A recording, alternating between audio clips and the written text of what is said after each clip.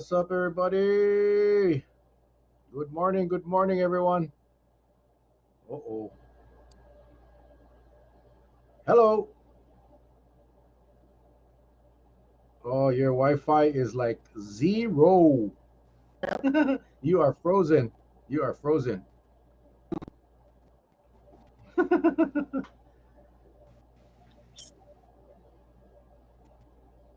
What's up, guys? As Dr. Akiona is trying to get her Wi-Fi up to speed. Hello, everybody. Happy Hump Day Wednesday. Oh, there she went.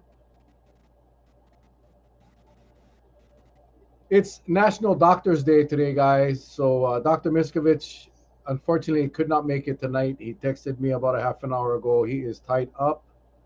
Dr. Akiona is having some internet issues. Charlie is probably working. So tonight might be a very short show, folks. Okay, here we go. Here we go. All right. Uh, how's everybody's week going? How's everybody's day going? What's up? Yes, happy National Doctors Day to our. Are you there, Doc? It looks better, but let's see. Does it look better? I mean, it's Okay. green now, so it looks. Sorry about that. Yeah, it's full strength now. Yeah. How you doing? Happy National Doctors Day, Doc. Thank you for Thank all you. your work. Uh, Miscovich is tied up, so I was just explaining to the village that Dr. Miscovich unfortunately will not make it tonight. But we have a lot to talk Yeah. about, and I don't even know where to start. Janelle is saying she's not getting Facebook or YouTube notification. Oh, I'm not sure why. I don't know if anybody else is having that same problem, but yeah, I guess the booster is ready. So, again, like Doc, I don't know where to start. I will say this that it's we talked about this the other night about this being the new normal with Dr. Tim Brown. Now that the restrictions have pretty much all been lifted except for schools, airplanes, airports. But for the most part, everything is wide open. We see surges throughout the world and throughout some parts of our country. I saw today's report that BA2 now is probably 40% of the state's cases, even though we know that the testing numbers Mm-hmm. have dropped significantly. But is this the new normal? Is this where we're headed until God forbid another spike? But the good news is that the booster is now available, the next booster. But do you think that what do you think the response will be? You think there'll be a lot of people taking boosters now because of the carnival atmosphere? It's like the circus is in town. Everybody can, light up and go enjoy yourself. So I'm kind of worried. Mm, Kind of worried. But what are your thoughts? What are you seeing in the field? I think it's certainly helping some people that were, I think it pays to remember that a lot of people were still on the fence. We got all of the people that wanted to get their shots got their shots, and then we kind of we had a nice plateau, and we were still getting a few. And so what was happening was as people were getting sick, so with the Delta surge and then with the Omicron, when people would have family members affected, it would affect their decision making. And so unfortunately, that's how a lot of our decisions end up being made. Is you have a personal something personally touching you. So I've seen there was already people who were kind of anxiously awaiting the fourth dose, the second booster. So I think we'll have a little bit of an uptick on people, the same people who are very at it, like very on it, coming and getting it. The thing is, and I think one of the reasons why Misco, we really wanted to talk was the access part of things, yeah. So it's um, there definitely is a financial drive for people offering services. And so, with the federal funding stopping as of tomorrow, and there was no whispers anywhere that anything was going to get restarted or they were going to continue anything, it was like we magically kind of stopped needing any support as of April Fool's Day. And it's the access is going to drop down. So I think it's gonna be, you'll still be able to get your shots in your pharmacy. So the people who have no problem getting transportation and making it to places are going to be able to access it. It's the other people, yeah, that were served by the it's the above and beyond effort that was being supplemented by all the funding that are going to suffer at this point. And so a lot of the outer islands, a lot of the at-risk communities and stuff we're worried about.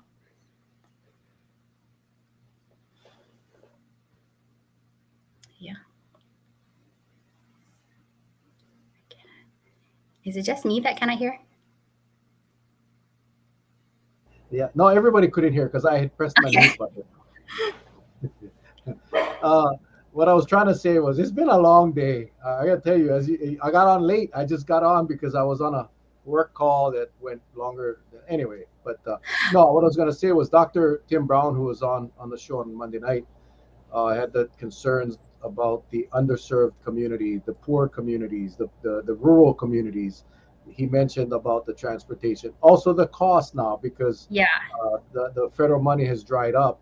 So it's, again, it's a process where some will get served and some won't. And it's Yeah. unfortunate that it's the same people. And this has been your passion from the first day we met, serving the underserved and the homeless and the poor. Yeah. But that was Dr. Tim Brown's concern, and I'm hearing that from you now. And I'm not sure how this will play out as the funding Well, dries up. I think we know, I think we know exactly how it's going to go. And so that was it's hard because it's kind of like poker, right? So it's kind of like, I mean, I think everybody knows our hand at this point. We've been, I think so. Today's National Doctors Day, and I basically spent today begging for funding. I was, it's been the last couple of weeks has been kind of summarizing all the things that have gone into this effort. And it's kind of sad because I was stepping back and I actually had a conversation with Native Wine Health, and I was like, hey, you know what, if I was mentoring a younger me, I wouldn't tell them to get into this field. It's really, really hard. And I think specifically because and the reason why I mesh and I love and I enjoy working with Dr. Miscovich is because we agree that it's the right thing to do to help, not only because they're underserved, but because they carry disproportionate amount of the risk, and all of our decisions that we make as a group, as a state, it falls on shoulders differently. So I think, outer islands, we carry a lot of the decisions a little bit more heavy. And so I told them, like, our job is essentially, I got to go back to these tables and report the deaths that I see, the like, the unfair or the not good care that I'm seeing, all the barriers. And so, like, that was my job today, was just to be like, hey. Uh-oh, we lost her. I'm not sure. Uh-oh. I don't know what the heck happened. It wasn't me, though. It was not me. I did not. You get, you see, you're getting so passionate and excited, you hit the It wrong was like button, girl. fun. Yeah, no, it's been I was just saying, like, basically half our claims are not even paid. And we were, so I think I had this conversation with several funders where I'm like, okay, so March 22nd we had to announce we couldn't do any more uninsured. So the last few days I've been calling everybody, what's the plan for the uninsured? Who can I send you to? No one. So unless they're established with an FQHC, they cannot go there either. And then our county at least suspended all the testing. So then, I'm going back to all the funders and saying, you know what, if there's no insurance, I think it's unfair to ask our small practice to eat more costs, because we've essentially been eating costs this entire time. We don't get any of the funding, right? So they're like, yeah, okay. And I was like, and if you truly believe that primary care is important, which I mean, obviously I do, and I was like, the long-term effect is going to be getting people access to doctor. So here I am. I'm a doctor. Help me keep the access going, because it's drying up. I mean, there is like no drives ever, anymore, and we know how it's gonna go. So I have the shelters. We have positives at the shelters. We have positives coming through the airports and the hotels, in the essential workers. We've had deaths in several. We had last year we had a firefighter pass away. So it's like, this is I'm trying to remind people, like, I know we're tired, but we got to figure it out. We got to have a plan. And I think everybody deserves a plan. Like, doesn't matter who you are. You I deserve a was plan. just gonna say, I was just gonna say, we got to have a plan for all. Yeah. Not just a plan for those with cars, not just a plan for those that have money and that are Yeah. well insured, but yeah, I mean, we should be focusing on those that cannot, and we got to step it up. I don't know how we can sit back and pretend like this pandemic is over, knowing what's going to come, knowing that the funds we knew for a long time when the Hmm. funds were going to end. We knew. This is not a secret. This is not like the feds came out and said, "Hey, unfortunately, something came up that we gotta we're gonna stop the funding." No, this was all planned. They were talking about this ending months and months ago, and again, no plan. It's sorry, people, go get a ride. Go ask your Yeah. neighbor. How many people on the Big Island in the rural areas even have a PCP, doc? I mean, how many of them? Uh, Again, we hear the stories, right? You got to choose between medicine and food. Yeah. And I worry for these people because the state has basically failed them, and now there is nowhere for them to go. We're definitely not sending the vans out into the rural areas, the vaccination vans or testing vans. They have basically conceded. I won't say concede. I think they just have accepted the fact that this is it, and some will survive and some won't, and this is how we're going to get through this pandemic. And it's so unfortunate, and I don't know how these guys live with themselves, especially doctors. I don't know how to do that. But I think for the most part, all of the medical experts are singing the same tune. But it's the leadership that's, and I'm not just talking our state. I'm talking about national leadership has failed, and I feel for our communities that cannot participate, and not because of their choice. It's just because of the hardship. It bothers me. It truly bothers me. Uh-oh, she's frozen again. I'm not sure what's going on with her Wi-Fi. There she went. She'll be back. She'll be back. Yeah, vote smart this year. I think about this every single day. Um, I wish I could like flip the switch off, but I can't because I see, everywhere you go, you see kupuna, you see keiki, you see people, the vulnerable communities that we basically have left out in the cold, and it's shameful. Uh, and we, like Dr. Akiona said, we know what is coming. What is about to come is not a surprise, or should not be a surprise to anyone. But I think, as I explained it on Monday night, was like the crap table, right? You roll the dice Hmm. and hope that the good number comes. The, Has to be better than that. Yeah. you had to deal with a crap table, though. You lose money. Yeah. That's how you lose. In this Yeah. game that we're playing here called COVID, people get sick and people die, and that Yeah. is where I I think cannot deal with that's this. why we don't back away. And I think, because we were having this talk. So I mean, full disclosure, at Pittsburgh at Pitt, our med students actually were encouraged to establish with like a therapist because we see some crappy stuff. So I had the same therapist for years and years and years. She's been talking to me for years, and she goes, I see every time you have this tug, and you're like, okay, it's time for me to pack up East Hawaii because it's really hard to practice medicine. I'll be honest, it's one of the hardest places to practice. It's tough because our payer mix isn't great. We have no specialists. We don't, there's just it's just hard. And so every so often I tell her again, I think it's time for me to go, and she goes, but you always say no. But this time is different. You seem like you're ready to go, and I told her, well, we are sitting here. I'm watching people, and I know over the next 5 years, we're going to have a lot of death, a lot more death. And I told her, like, the thing that bothers me is none of these people are even going to be noticed by the governor. It's if I wasn't following some of these working clusters, they wouldn't have even been. They would have been blips because a lot of them never access care. They're not able to. They're young men, so they don't, and our attitude towards a lot of these people, and it was published in several studies recently. It's particularly women, particularly if you're any minority, people of color. A lot of times their symptoms are downplayed. So they're like, oh, I have a headache. And like, nah, you probably don't.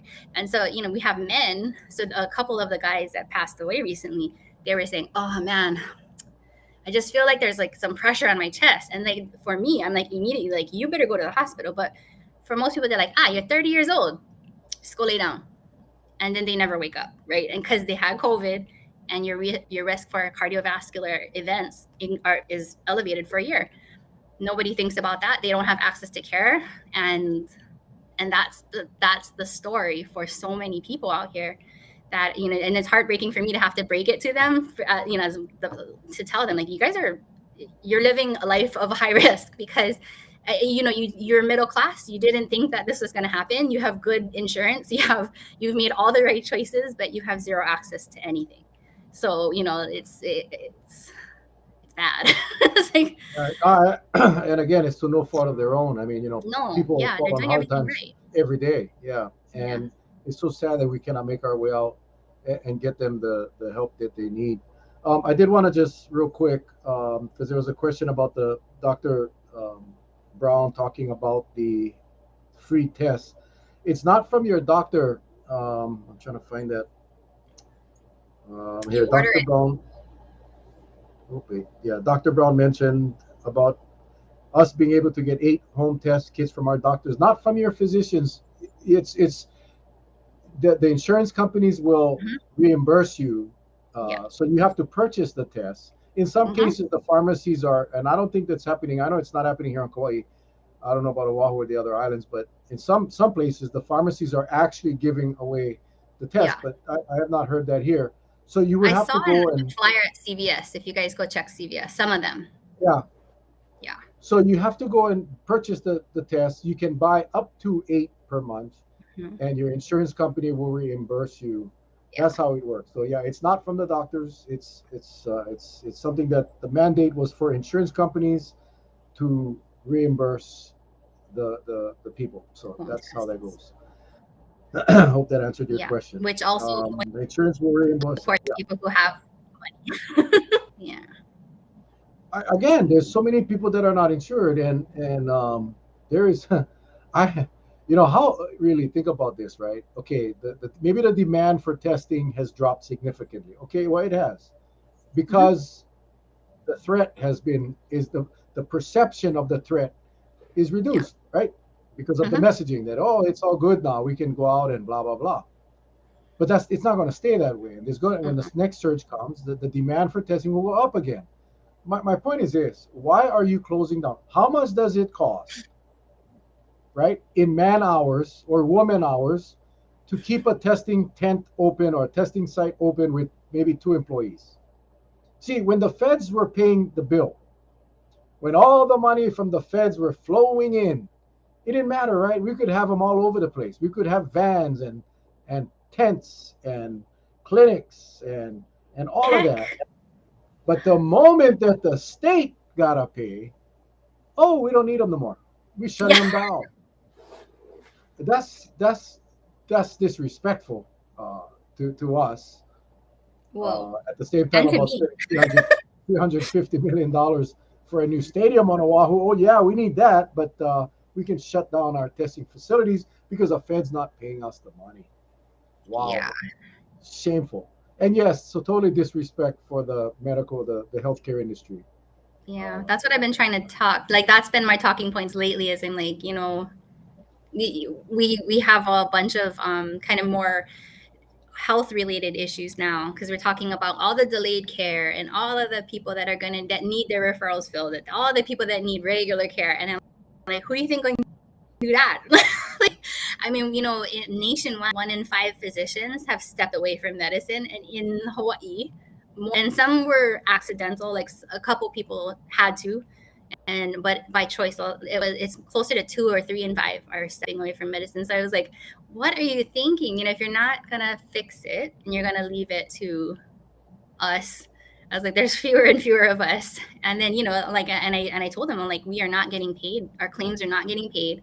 We're basically at the mercy of insurance companies. And then we I don't fault any of the people that left they went to back to the mainland because it's just, I mean, gas.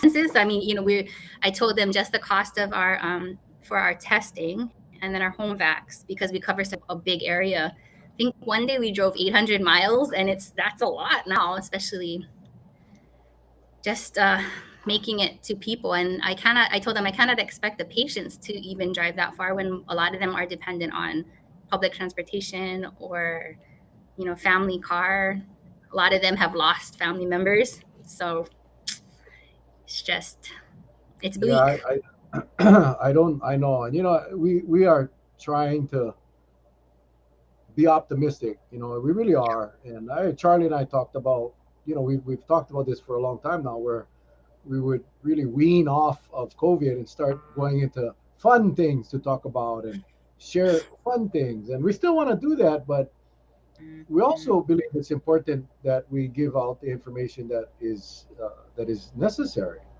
Yeah. And it's not easy doing it, 3 times a week and just absolutely no good news. I mean, and it's not like I'm looking at the glass as being half empty, but you know, it's unfortunate that we have been educated by experts um, for a very long time, so we know what to look out for. We in the village have become, knowledgeable as far as what we need to look for. So when we look at the trends, when we're looking at what's happening elsewhere, when you hear people like Dr. Tim Brown, who he studies the numbers every day, and when he starts to tell us what's happening in other parts of the world in the country, and we listen to doctors like Akiona and Miscovich and everyone else, we have no choice but to be concerned. Mm-hmm. And I just wish it would end. I think we I all know. do, Me too. but we cannot stop this virus with hope. We can hope and we can pray, but at the end of the day, this virus is going to make its way across our state again in the next surge, and we got to be prepared for it. And how do we be prepared? We talked about that on Monday night, right? We got to still assume that this virus is here because it still is here. 40% BA2 in Hawaii today. That was the latest report, the latest variant report. 40% means we'll be at 80% in a few days, Mm-hmm. and we'll be the dominant strain very shortly. Yeah. And that's when you'll see the hospitals start to fill up again. I mean, they're filled already. I think the numbers of COVID patients are relatively small, but in hospitals. But we don't know what this next surge will bring. And Yeah. are we prepared? Are we prepared?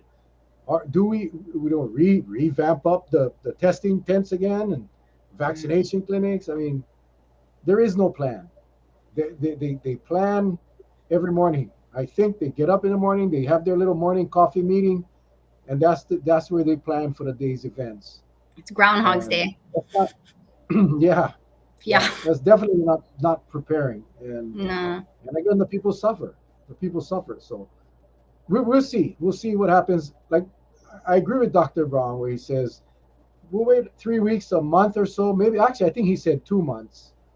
If after 2 months the numbers don't change, then we can pretty much assume that it's safe to go out again.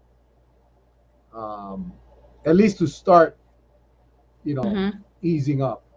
But not now. Now is not the time to do that. Not now. No. And I mean, I mean, we have a feeling, based on everybody, what we're watching worldwide and kind of like the trends for WHO and what they're saying. I mean, we're going to have to live with something like this for at least a year. And so it was one of those like, no, we're taking cues from the wrong people, I think. And just, there's always. I'm not sure what's going on with her Wi-Fi. She'll be back. She'll be back. I like that. We're taking cues from the wrong people. I think we've been taking cues from the wrong people for quite a while, Doc. Yeah. I think we've been taking cues. It's amazing how I honestly have lost track of time, but maybe a year and a half ago, a year ago, when the HTA, I mean, we had the HTA boss here, Mr. Mm-hmm. DeFries was on our show, and he was so proud to talk about the new tourism management strategy, right? We're going to manage tourism. We're not going to promote. And apparently, that has kind of been forgotten because they are celebrating, like celebrating the influx of visitors to Mm-hmm. Hawaii. The fact that we have not promoted the island means that we don't need that kind of promotion. And yet there's $100 million in limbo right now to go to HTA to Yeah. promote Hawaii. Well, again, we're back to where we were pre-pandemic. We want to promote the crap out of our state, and just whatever happens, happens. We now know that every Yeah, and I visitor think that that comes off of that plane, go ahead. and cruise ship. Uh-oh.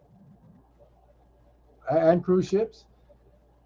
But every person coming off a plane, we do not know if they're vaccinated or not vaccinated. We know that they haven't been tested. It is wide open.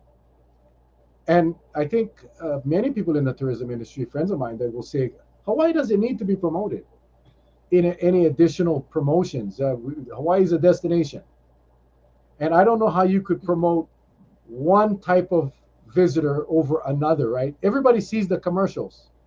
You cannot buy a commercial for the mainland TV only for the rich. No, everybody that watches TV sees the commercial.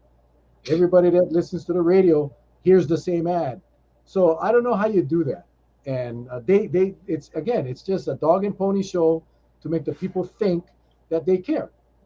Yeah. The bottom line is they do not. They care about one thing, and it's bringing as much tourism dollars into our state, and at the expense of our residents. And I Yeah. think people are starting to get fed up, though. People are starting to get fed up.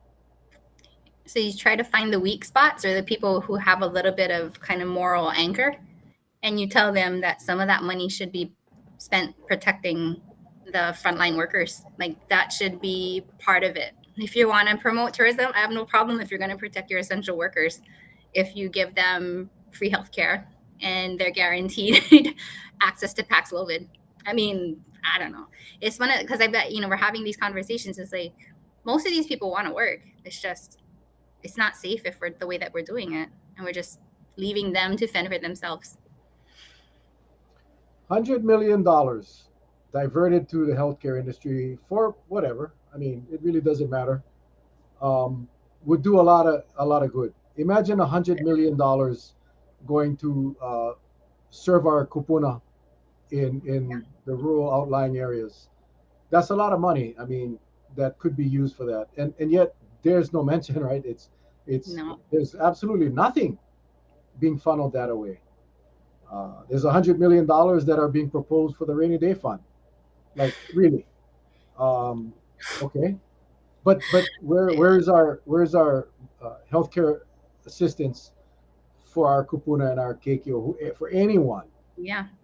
that is not being served, and that's They the just rely frustration. on they rely on good people, and I think that's what I realized over the last 2 years is I enabled the system for too long because it was I was realizing I'm written in as parts of other people's grants because I provide some of the primary care for some of the high risk people.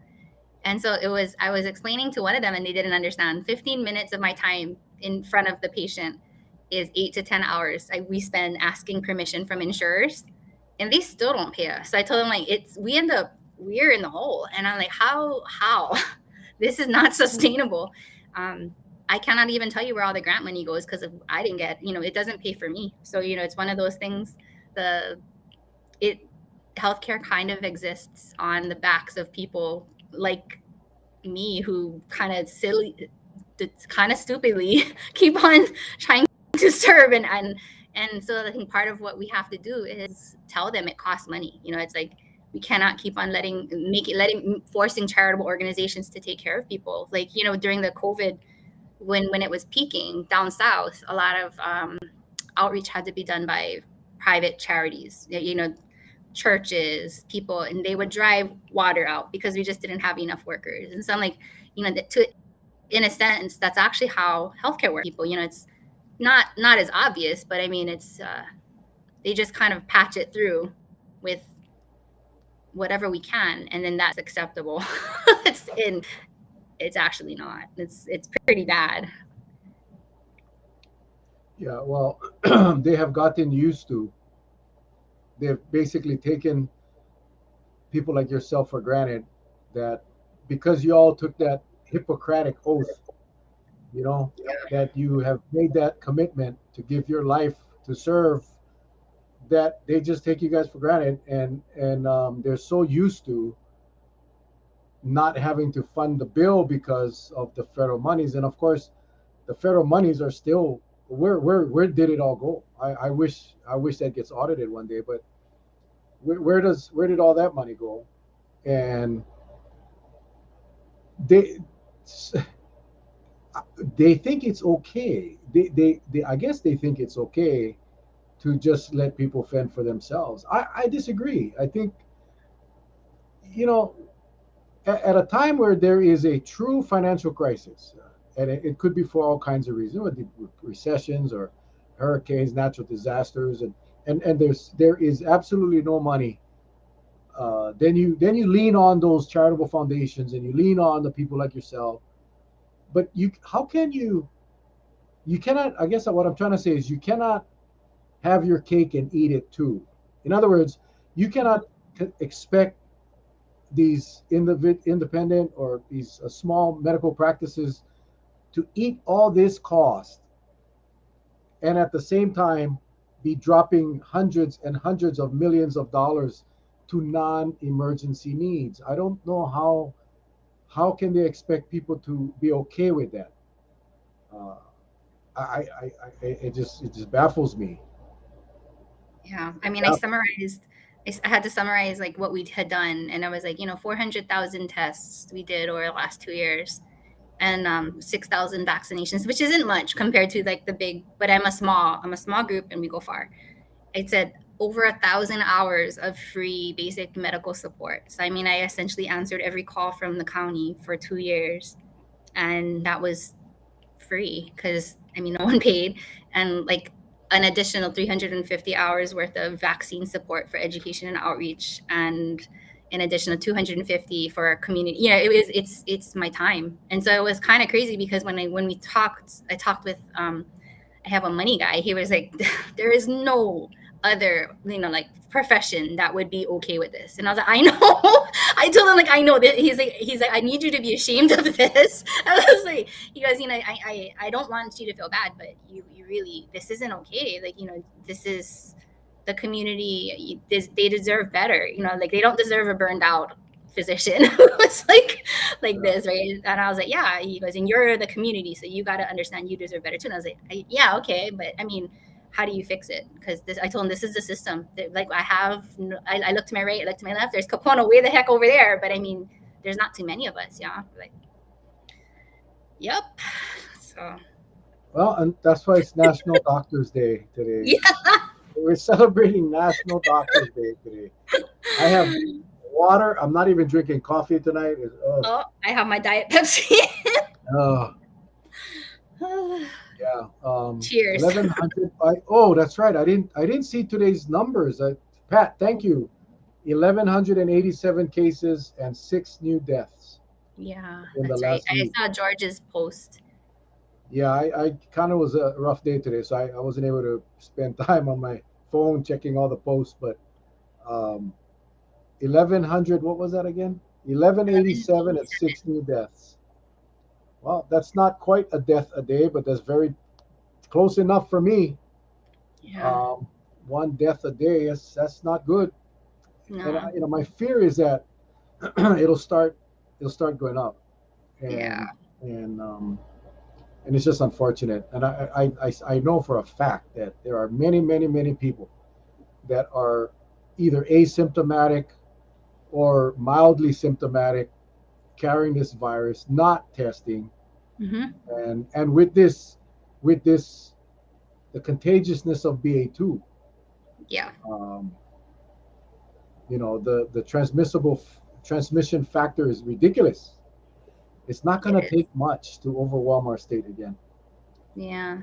So I I did guess see for Eileen had asked about had asked a question directly about you took 3 Moderna, whether or not you were not losing either way. So if you get another Moderna, you're good. If you want to switch to Pfizer, you're good as well. The idea is just to boost, honestly, at this point. Um, I actually think, the mixing and matching thing has gotten some traction amongst the science community. So if you want to do that, it's safe 100%.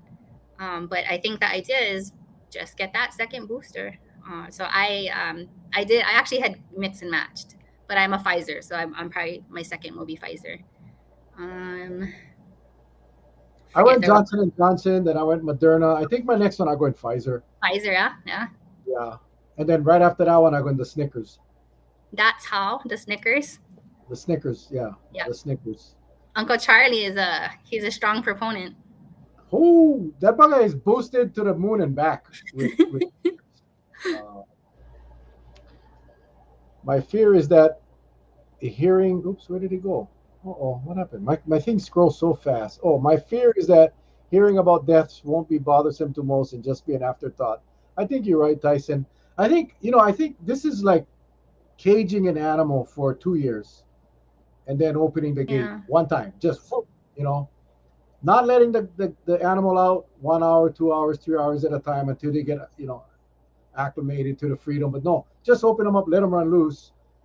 All of a sudden, that euphoric feeling of being free just overcomes the concern or the fear of getting the virus because we have been caged up for so long and we have been waiting for this day for so long. The people are so excited that they're going to go out and enjoy. And not all. I mean, we are still playing it safe. I can assure you, but most people are not. Most are going out and they're testing the waters.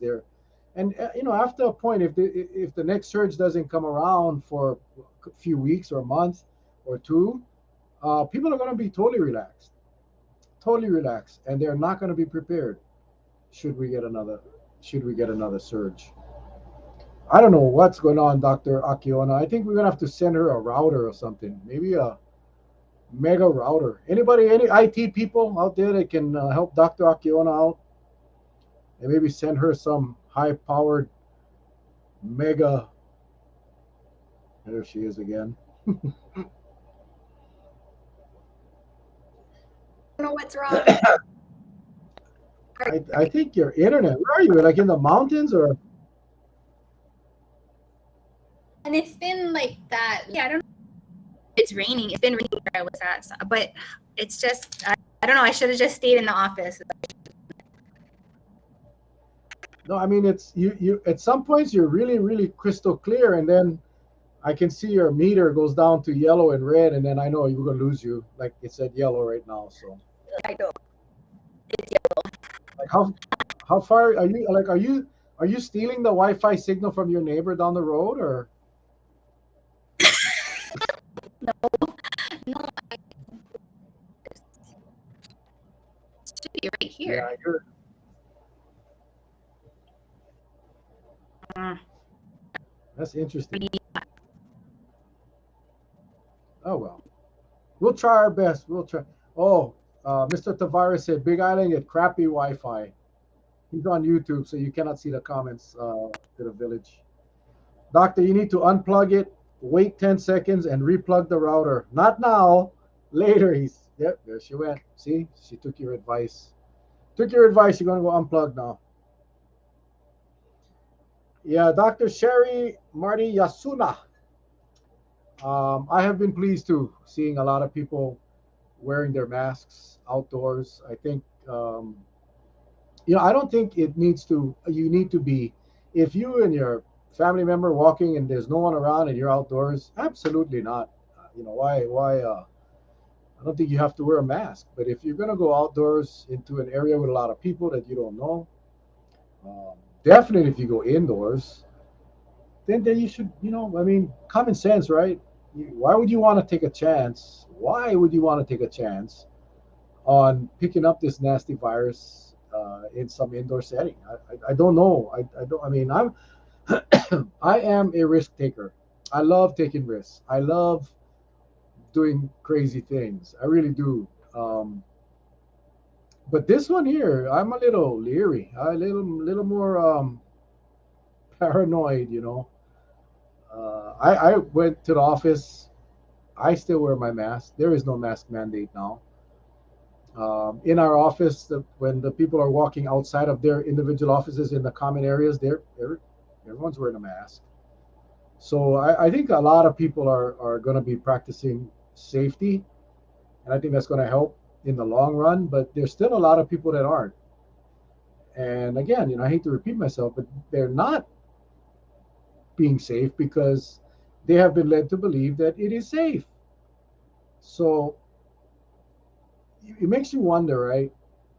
If it is safe, as you leaders say, if it is safe enough for you as a governor, as a lieutenant governor, whoever you are, if you believe it is as safe as you say, that you could open up the mask mandates from everywhere, from bars, from restaurants, you can remove safe social distancing requirements, all of these things, you folks are saying it is safe enough, then why wouldn't you lift the mask mandate from the schools? Well, you know why? Because there is a threat. Anyone can tell me why would a school classroom be more risky than a bar, right? Why would a classroom be more risky than a bar full with drinking patrons, singing karaoke, yelling and screaming? See, my point is not to say that we should lift the mask mandate from schools. That is not what I'm trying to say. What I'm trying to say is that if our leaders felt that it was that safe, that we could open everything up in high risk establishments like bars and restaurants and gyms, then why wouldn't they do it for the schools? Well, because they know for a fact that it's not safe.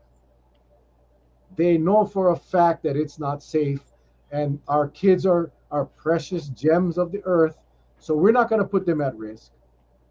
But we cannot deal with the pressure we're receiving from the business community, the chambers of commerce, and all of these people. So we're going to compromise, right? We're going to keep the kids with the masks, but we're going to let everybody else take off the mask. Understanding, though, everybody that goes into that bar and passes a virus or gets a virus will now be a carrier of the virus when they go to work, when they go home, when they go to wherever they're going to go. So it's incredible. So is it dangerous? Is it safe or not? That is the question. Governor, is it or not? Is it safe or not safe? Is it safe? Oh, yeah, it's safe. I wish I could imitate that guy. It's safe for the bars, but it's not safe for the schools. Really? Okay, okay, Gov. Right on, Gov. Go keep playing your ukulele at Blue Note. I don't know if you guys saw that. He was at the Blue Note playing his ukulele. Like, oh, bro, easy trigger. Oh wow. Easy trigger. Oh wow. But again, it's those mixed messages, Doc. It's those mixed Yeah. messages. You know. It's Uh, oversimplification. It's over kind of, yeah. It's selective. What is it? Curation of information, so we can just kind of create whatever we want. And I think that's hard for a lot of people because it doesn't match what they're seeing. And then it's, the reality is different people have different risk. Well, I mean, risk budgets. So I mean, some people are willing to be a little bit more exposed and some people are not. And it's, you got to err on the side of caution, and you got to err on the side of protecting the people who need the protection. And I think that, to me, it's real simple. Like it's a very simple thing, but it seems like our leaders and a lot of people who are up for political offices, they just don't want to come across as having rules, or believing that there needs to be safety. And I see this a lot with like social services when we're arguing for stuff like insurance, or healthcare. Like healthcare shouldn't be a privilege. Healthcare it should be something that we provide for everybody. It's similar to protecting people. This is healthcare. Like this is very much healthcare. And I think, like, what I see is it's just getting kind of altered depending on the day. But for the most part, it's just oversimplification and just trying to reassure people a little bit premature, a lot prematurely. It's dangerous.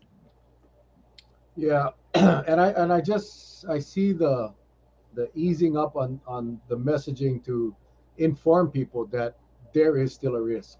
Yeah. There is no loud message to the public that, Nope. hey, there is still a risk. Absolutely none of that. Uh, Dr. Char, where has Dr. Char been? She's been in her office. They zipped her lip. She ain't saying anything because I gotta believe, and from the people that I talk to that know her personally, I gotta believe that she is not happy, and that she is in a position, a very tough position. Now, see, that's where I'm different from Dr. Char. If I see something wrong, I stand up, I speak out, um, and I wish she would have done that. But as a result of her just being the employee and being quiet, our governor and lieutenant governor and all of these guys have been allowed to get to where we are. Hey, that was a smart And comment, the Tavares. That's a smart comment right there. which one was that? Tavares, it says the feds and DOH saying, okay, get the second, because we were surprised at how fast that came out. And I agree. Like, I actually think that was one of the biggest red flags. Like saying, you know what, it was the only nod I had in my direction to me that was like, oh yeah, there's something bad coming. Because Misco and I were certain they were gonna take a little bit more time, and they were. There she went. I think Big Brother's watching. You know, they watching. Every time she gets into the meat of her discussion, she gets cut off. You notice that? Every single time she gets right into the heart of it, bloop, gone. Somebody's listening. Somebody's listening, dog. Somebody was cutting me off, man, because I checked the modem. It's right down there. I like kicked it, everything. Oh, jeez. I think it's So Miscovich. I think it's Miscovich. I think he's jealous because he's getting all the airtime. no, I Yeah, I think he's jealous. he has something to say. He can feel it, and he's sensing it. He's like, I have something to say. It's yeah. Yeah. And then he just put out the crooked finger and he zap him and bloop, bye bye. So you better hurry up. Finish out what you were saying because I don't like you get cut off again. I know. I forget what I was But you saying now. forgot that. I You did. forgot. I did. Well, it was just basically that Tavares. You're right. Basically, how quick they approved the second booster was kind of, to me, like the one sign that the government gave us that they were worried too. Everything else is like radio silence. Yeah, it is. I mean, it's fun. It's you if you just look at the behavior, the characteristics of politicians in election years versus non-election years, right? You see the difference. It's night and day. I don't know if you folks have noticed that. I'm sure you have. It's kind of interesting how because now we're rolling into the election. We're only months away. People are going to be safe. They're going to be saying what people want to hear, what they believe is what the majority of people want to hear, versus speaking up or speaking out because they don't want to upset no one because it's too close to the election. And it's interesting. And if you haven't noticed it, pay attention. Pay attention. You're going to see a lot more commercials. You're going to see a lot more, ads. You're going to start getting newsletters from people that you haven't gotten newsletters from in a while. Yeah. It's just bizarre. It's bizarre how these guys operate. But it's going to be up to us. It's going to be up to us on how we select. Yeah, we gotta vote. The leadership for the next. This is an interesting year because of the reapportionment. Everybody at the legislature is up for election. Everybody, every seat is up. It's usually staggered, right? Because the House is 2 years and the Senate is 4. But this year, everybody's up. So there is an opportunity for this state to really choose their leadership at the state level wisely. And it'll be Yeah, interesting to see if we take advantage of that, or do we just do what we always do and same old boy treat it like, network. yeah, the popularity contest. Oh, Yeah, I recognize that name. No, you don't vote because you recognize the name. You gotta go look at what they've done for your district, your yeah, community. That's how you judge. And even if you never heard of the person before, If Yeah. in fact they are, if they are and have been an asset to your community, then give them a chance. And I Give them a think chance. encourage people who want to take that step in, because I think that's been interesting to me, because like a couple people asked if I'd be willing to go, and I was like, but I mean, you gotta ask. I appreciate that they asked, and it was based Mhm. on, oh, we see this work you do, we would like that boy, and I was like, oh, thank you, but no. I would get into too many fights. I probably would get escorted out, and my grandpa's not alive anymore, so he can't save me. So I'm gonna have to conquer Charlie. The sheriff's got me again, man. Sorry. Wow. I don't know. I mean, we probably won't see this. I mean, if I guess for another 10 years or 20 years, whenever they do reapportionments, but this is an amazing opportunity for this state. It is. Amazing opportunity to really, really do a good analysis of all the candidates at our state legislature. And don't feel bad because you voted against someone or that you may even like personally, but invite politicians running for office into our shows. I may do that. I'm thinking about doing that, but there's just Let so us ask many them of some them. questions. We can ask them some difficult questions. Yeah, I think it is very beneficial. But if you think about it, there's so many races Mhm. because of the reapportionment, because every seat is up. Yeah. It would take us a long time, and we did it last election. We did for Kauai anyway. We did the state house, and we did we gave every candidate running the equal time. So we may. Oh, sorry. That's my dog. Yeah, Sorry. yeah, Something. that's your mayor. Mayor Roth is outside. He was by the I internet saw cable. that. I was cracking up because I was Yeah. like, that. Yeah, that conspiracy theory part of me was like, because I made a comment earlier because I was talking for funding, and I said, I made the phone calls, found out that there's nobody covering uninsured. In the past, I would have called Roy Takemoto. So that was Mayor Kim's chief of staff, or like his guy. And somebody would have immediately kind of like that would have bothered them. Like they were like, nope, that's not okay. And I feel like we would have. I guess the dog didn't get to Roth in time, so he was able to cut the cable. Oh It boy! did it again. So I maybe gotta go hire, an engineer just to man the button to bring you in and I'm out. so sorry. That's all good. All good. Yeah, yeah. There was nothing. I didn't have. I mean, it's basically they're telling me, oh, there's no problem. You don't have to worry about it. They can go get testing somewhere, at their doctor. I know, and it's not that easy. And the Big Mm-mm. Island, holy moly! I mean, it's not like I mean, Kauai is a small place, but it's big enough. It's big Yeah, enough to make it difficult to go get a test. And I can only imagine how it's like on the Big Island. yeah. I don't know. I just don't see how uh, it's just it's not a money issue. It's a priority issue, right? That's what they It say. is.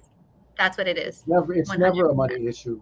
It's because if it's a priority, then the money will follow.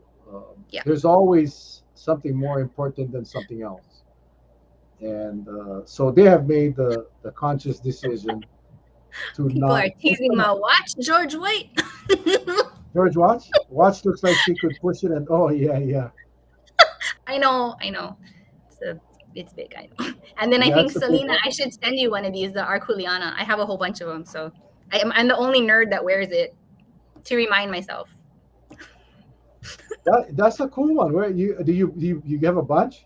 Yeah, I do. I'll send some to you guys because it's we're our Kuleana, the Kuleana Health. So that's like Randy Korhara guys. They're doing a lot of the outreach and trying to figure out kind of solutions for healthcare. And so like they had a whole bunch, and so like a bunch of the young kids liked it, and I told them, yeah, and like now you're cool. You got an Arculiana, Arculiana. It's a secret club, Wow. man. But I still have mine. I Well, have a bunch, you know. what I forgot to talk about on Monday. I went to Oahu for my surgery. It got canceled because I got sick. Anyway, long story short, I was able to go get my Hey, my brain map by Dr. Kiefer. Okay. That's kind of what it looks like. It's not hair rollers. That is, oh my God. Your EEG, yeah, your stickers on your Yeah, brain. yeah. I just realized that I didn't bring my mic up. Was I soft all night? Oh, okay. Yeah, so that's kind of what it looks like when you get your brain map. Yeah, it's painless, but so I got the brain map done. He found some interesting things in my brain, and we will bring him on. He suggested some changes uh, uh, in some of my practices. And more importantly, sleep. I need to get more sleep. Mm, I need to really focus on my sleep. So I'm going to do better for a month, and then we'll remap the brain, and then we okay. will bring him on to share the results. But it was quite interesting what he found out about my brain, and I'll let him explain it. But it's definitely not in sync. Definitely, yeah, no coffee. I think that's part of it. That's why I'm drinking water. You see. Okay. No, good job. That's a one huge step. That's a huge step. Well, I had like 12 cups today, though, so this is just a little dilute. Put down the coffee. Yeah, Perspective is good. yeah. So we're slowly. It's like you cannot just do it. Yeah. Oh, So, but some people anyway, can. Yeah, yeah. Not me, not me. But this water is tasting really delicious. that's good.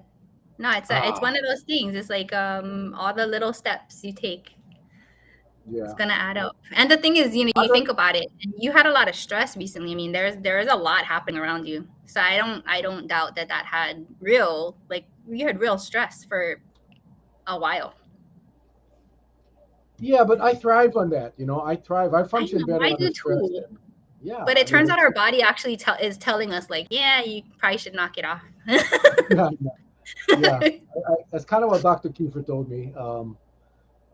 Yeah, the Ah, signs look, are there. So your dad busting you. my dad knows. My dad knows because I was up there with him for a week, and I mean, it was coffee all day long, right, pops? All day long. Oh boy, slow down. Yeah, yeah. Coffee does not keep me awake. Yeah, it actually doesn't keep me awake. I fall asleep quite easily, but it's the quality of the sleep, right? The brain doesn't stop. The brain doesn't stop, and it's causing some issues. So, Yeah, uh, you're right. Water and kidney stones, very good. Hey, you're getting some real good advice over here. I know, and it's not coming from the doctor; it's coming from the village.